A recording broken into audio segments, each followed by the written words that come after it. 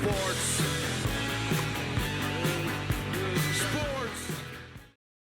Welcome back to Bite Size Sports, and this is a little bit of a lightning round here. 12-team mock draft. We have pick 7, which is the pick that I have this year in the Bite Size Fantasy Football League. So if you're in my league, feel free to leave a like on your way out, because y'all are not welcome here, trying to pick up my draft strategies and cheat. All right, so first pick, we went Najee Harris. I've been saying it. I'll continue to say it. I would go running back. If you're in 12 teams or up, they're going to run out. You're going to run out of real estate very quickly if you don't have solid running backs early on. So Aaron Jones, he's been a fixture. I have had him on many a mock. He has made the team. So I'm pretty happy with Najee and Aaron Jones right there sitting after the 1 and 2 picks.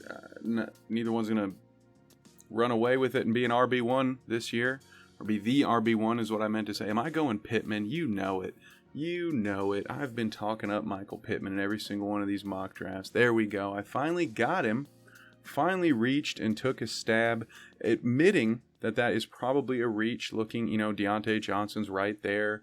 That's me being a bit of a homer while also having maybe a little more faith in Matt Ryan than I do in whomever the Steelers trot out at quarterback. But here we've run into this mistake.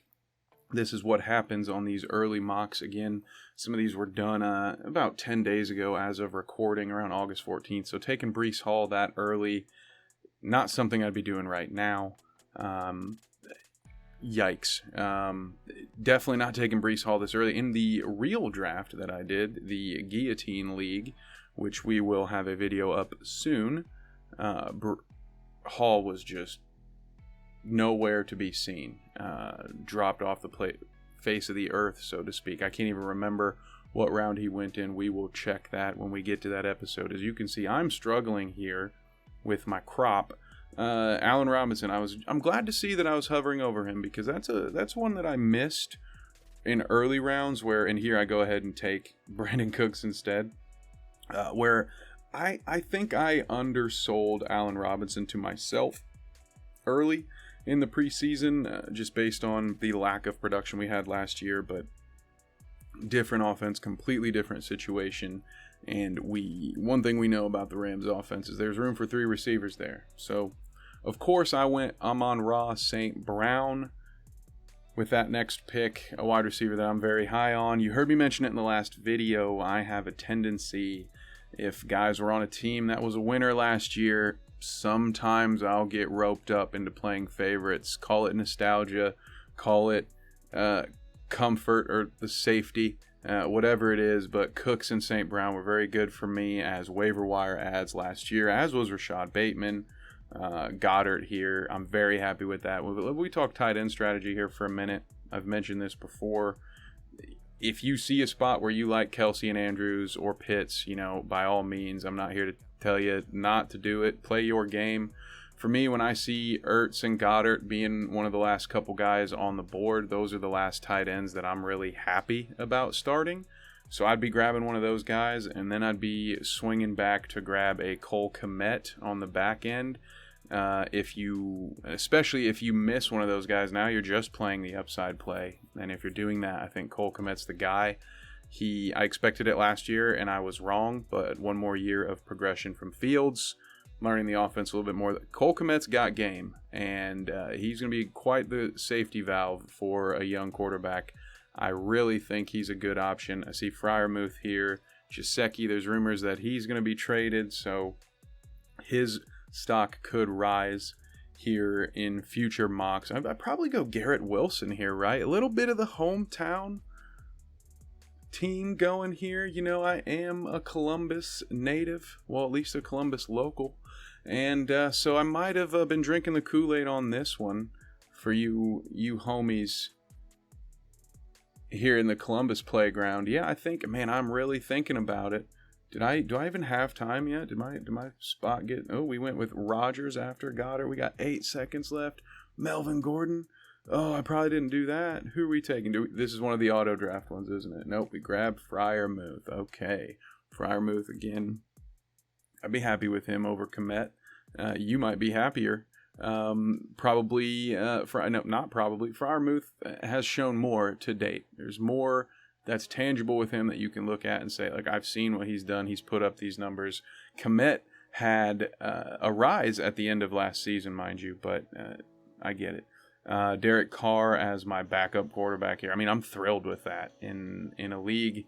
You know, some could look at this and say, you just had grabbed Aaron Rodgers. Why would you waste that pick on Derek Carr? And to those, I would probably say, yeah. Didn't need to take Carr there. Could have found other value elsewhere. And at this point in the mock draft meta, Dameon Pierce has entered the chat and people start to know about him. And he is likely going to be the guy that I grab here because that's a starting running back, potentially, falling all the way down to the 11th round. In hindsight, probably taking him in the 10th instead of Carr if there was any situation in which he'd be there again, which, based on the conversations I'm hearing, I doubt that he's going to slide in a lot of your drafts, but at least not that far. Grabbing the kicker, as we've talked about this before, when I see kickers and defense going off the board, I'm grabbing them. That's just me. People who take deeper dives into these numbers may have arguments against why you shouldn't draft these spots here.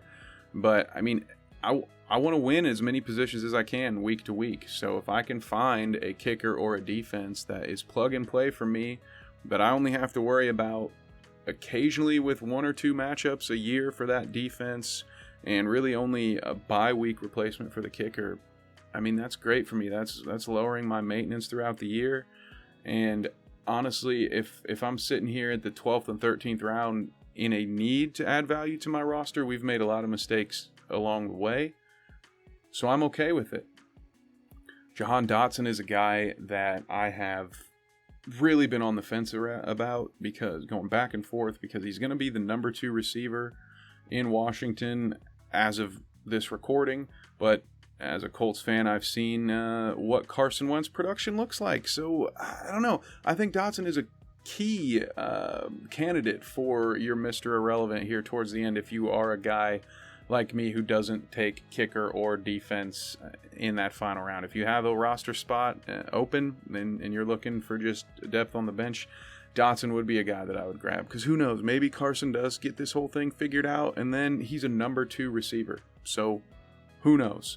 But there you have it, folks. There's that 7th slot. I'm okay with this team. If I'm walking away from the Bite Size Fantasy League having drafted this roster, I'm not mad about it. Najee Harris is not my favorite first overall pick for my team, but everything after that, with the exception of Breece Hall, I would not, and maybe the David Carr pick, there's not a lot here that I would want to redo. Of course, we're not as strong as wide receiver as I would like to be, so what we would be looking for there would be a potential trade, but that's where having Carr and Rodgers could be what saves us with this build. So there you have it, folks. Let me know what you think. Where was your team at in this draft? Would you have been okay with your slot had that been how it broke down for you? Let me know your thoughts. Subscribe for more, and we'll see you next time.